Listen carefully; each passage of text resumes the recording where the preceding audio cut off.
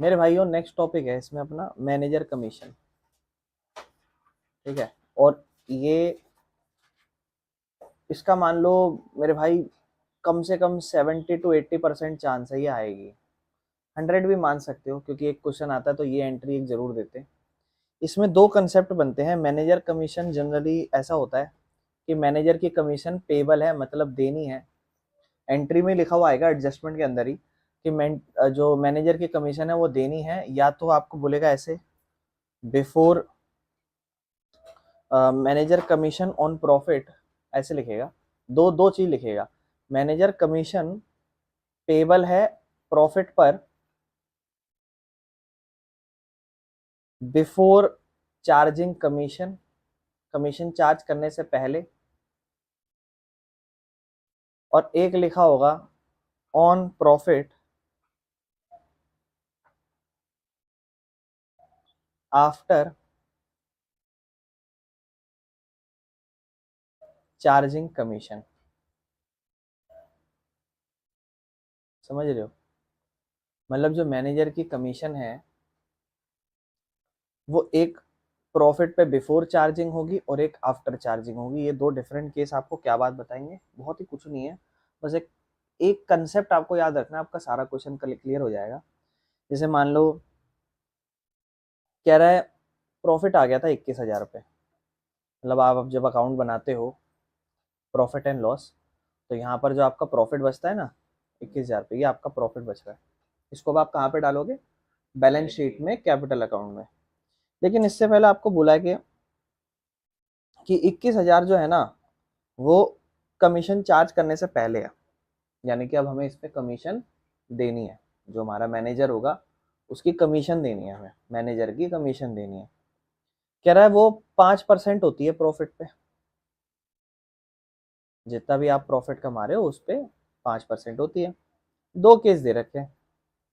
एक तो ऐसा लिखा हुआ है प्रॉफिट बिफोर चार्जिंग, और एक लिखा हुआ है प्रॉफिट आफ्टर चार्जिंग। जैसे मैंने आपको ऊपर दो केस बताया, कह रहा है दोनों केस में क्या एंट्री करते बताओ, मैनेजर की क्या कमीशन होती, क्या करते हैं।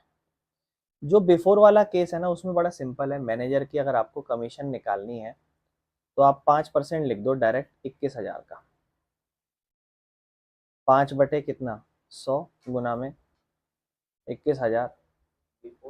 जीरो बिफोर मेरे भाई, बिफोर। 5 जीरो से जीरो, 5 एकम 5, 5 दूनी 10, 1,050 रुपये उसकी कमीशन आ गई। काम खत्म। 1,050 रुपये कमीशन आ गई, काम खत्म।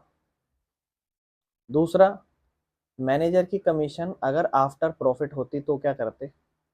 5 लिखते और नीचे 100 नहीं, उसमें 100 में एक 5% और जोड़ते, 105 लिखते और फिर 21,000 निकालते।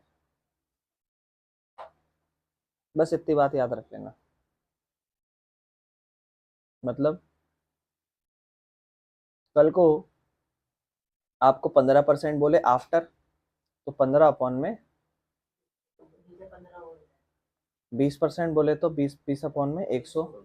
इस तरीके से कटेगा। एक नंबर पे कटेगा, दो नंबर पे, 5 दूनी 10, 1,000। बस और कुछ नहीं। इसके बाद आप क्या करते? अगर इसकी ट्रीटमेंट बताऊं तो दोनों केस में अगर आपको ट्रीटमेंट करनी होती, अब ये एडजस्टमेंट है दो जगह आएगी है। ये कमीशन देने की बात हो रही है तो अभी तक दी नहीं है। तो पहली बात तो ये नुकसान है प्रॉफिट एंड लॉस में। आपका प्रॉफिट अभी 21 आने वाला था, वो 21 अब मत लिखना।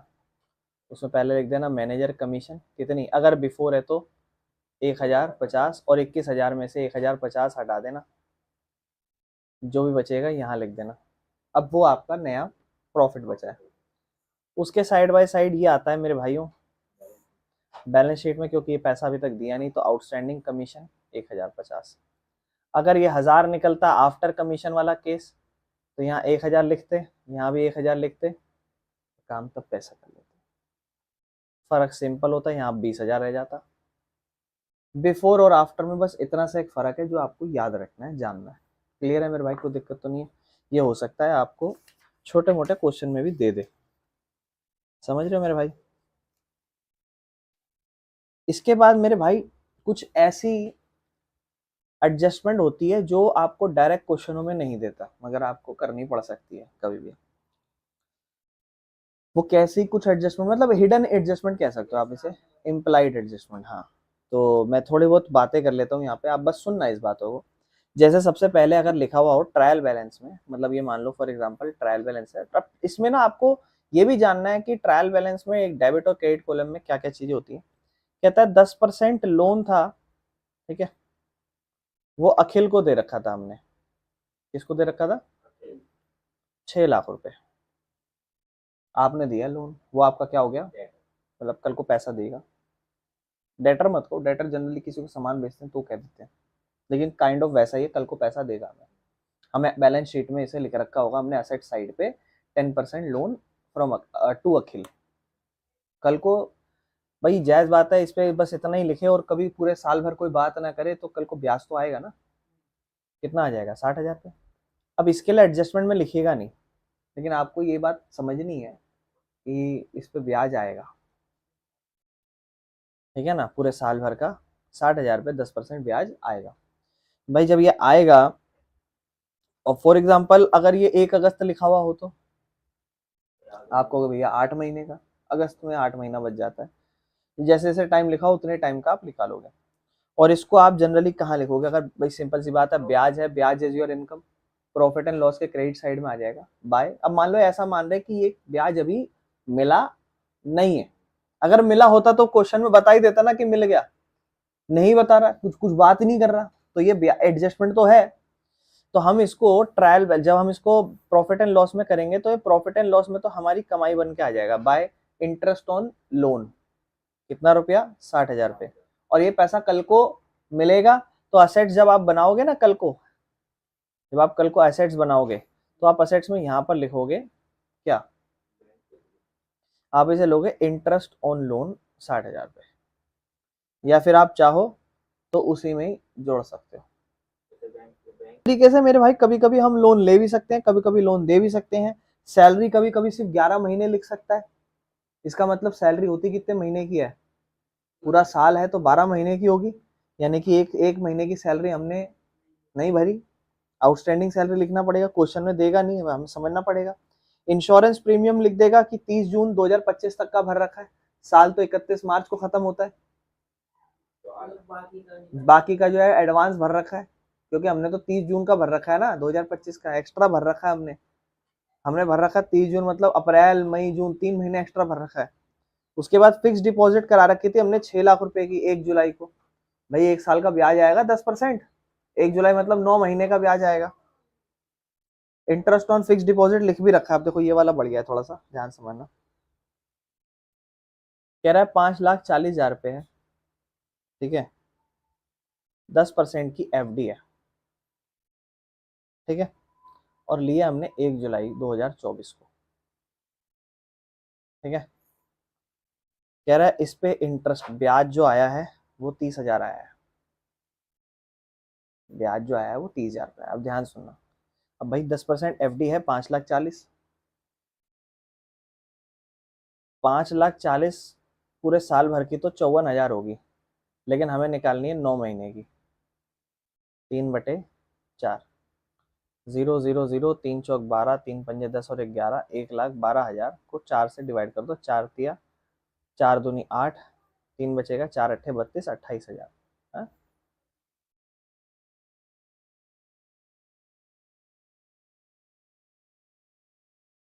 0,0,0, 3 चौक 12, 3 पंजे 15 और 1 16, 4 से डिवाइड करेंगे, 4 चौक 16, ऊपर से फिर आ गया अपना 2, यानी कि 40 नंबर पे, ठीक है ना, 160, फिर बच रहा है 20, यानी कि 40,500, यानी कि 9 महीने का ब्याज 40,500 ये आपको मिलेगा। लेकिन आपको लिख भी रहा आगे, कह रहा है एफडी पे जो इंटरेस्ट आया है वो 30,000 आया है, क्रेडिट में लिखा हुआ है। इसका मतलब 40,500 में से 30,000 ब्याज आ गया, कितना नहीं आया? ये वाला क्या हो जाएगा? अक्रूड इनकम, या फिर इंटरेस्ट, अक्रूड इंटरेस्ट। ये कमाया नहीं है, मतलब कमा लिया है, मिला नहीं है, तो एडजस्टमेंट सिर्फ 10,500 की होगी, क्योंकि 30,000 तो ऑलरेडी आ चुके हैं। इसकी एंट्री होगी। फिर समझ में आया? कोई दिक्कत है इसकी एंट्री में तो बताओ, करा भी देता हूँ। ठीक है ना, चलो ये कुछ हिडन एडजस्टमेंट है, ये सब आ सकती है मेरे भाइयों। ठीक है, इसके बाद एक टॉपिक होता है इंटरेस्ट ऑन कैपिटल। भाई कल को मालिक बिजनेस में पैसा डालता है, मालिक कहता है कि ना भाई मैं ना ब्याज भी लूंगा, जो भी मैंने बिजनेस में पैसा डाला है इस पे मैं ब्याज भी लूंगा, तो वही उसको ब्याज भी देना पड़ेगा। फिर बिजनेस के लिए क्या है, नुकसान है। ऐसे फिर कल को एक और आ जाएगी तो उसकी भी बात कर देता हूँ, इंटरेस्ट ऑन ड्राइंग। ये बिजनेस के लिए फायदा है, क्योंकि मालिक अपना बिजनेस में पैसा डाल रहा है और फिर कल को वो उससे ब्याज लेगा, तो हमारे लिए नुकसान है बिजनेस की नज़र से। लेकिन मालिक अगर बार बार पैसा निकाल रहा है और हम कह रहे हैं भाई हम तू पैसा बार बार निकाल रहा है, इस पे हम तेरे से ब्याज लेंगे, तो ये हमारे लिए फायदा है, क्योंकि मालिक हमें पैसा देगा। आपका मन में सवाल आएगा भैया एंट्री क्या होगी इसकी? एंट्री बड़ी सिंपल है, ये वो वाला बिजनेस की नज़र से लॉस है, तो प्रॉफिट एंड लॉस में debit side interest on capital लिख देना, और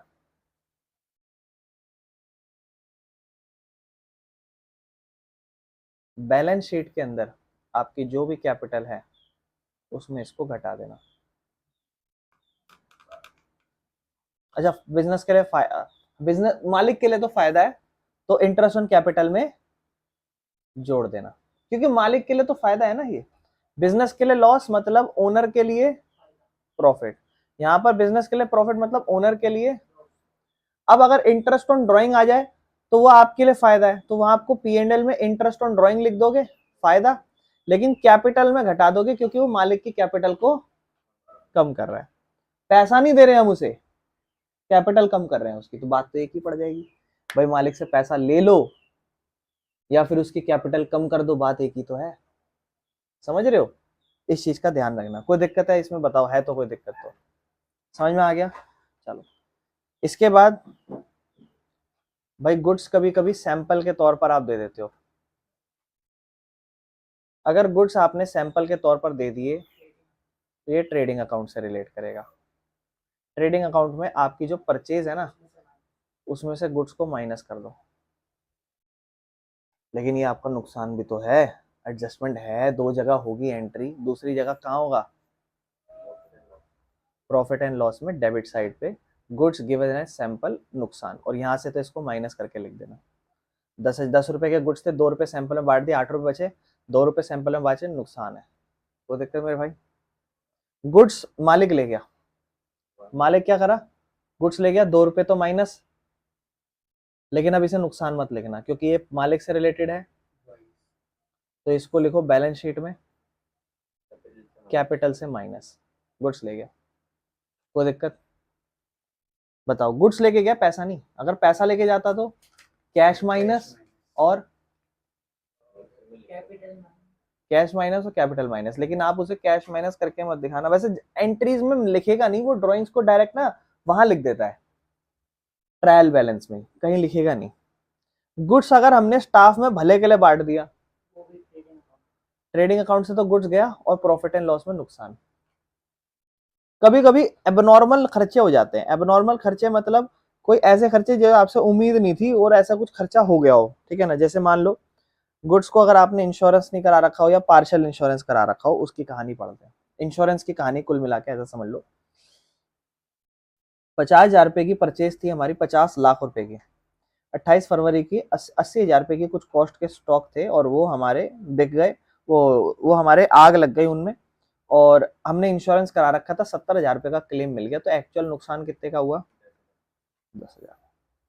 कह रहा है इसका क्या आप ट्रीटमेंट करोगे? कह रहा है इसका ट्रीटमेंट बता दो।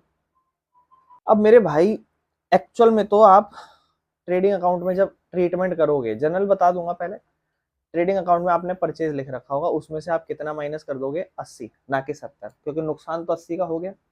नुकसान 80 का हो गया कि नहीं हो गया? तो यहाँ से तो गया, काम खत्म।